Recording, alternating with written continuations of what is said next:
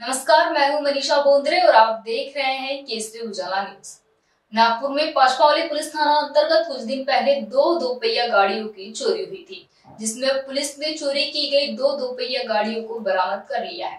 Police ने बताया कि आरोपी ने नशे की हालत में गाड़ियों की चोरी की थी। वहीं आरोपी की पहचान चिंटू सिंह चरण सिंह राजपूत के रूप में हुई है। 9 तारखेला चोरी झाल्याची घटनाची माहिती 12 तारखेला मिळाली।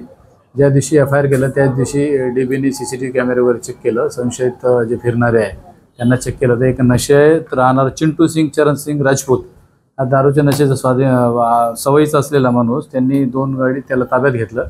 2 गाडी चोरल्याची कबुली दिली। दोन्ही गुन्हे उघडकीस आलेले आहे आणि तो हा याच्या अगोदर त्याच्यावर गुन्हे रेकॉर्ड नाही, परंतु तो एका धाब्यावर कुकचं काम करायचं आणि त्याची पत्नी पण घरगुती मेस चालवायची।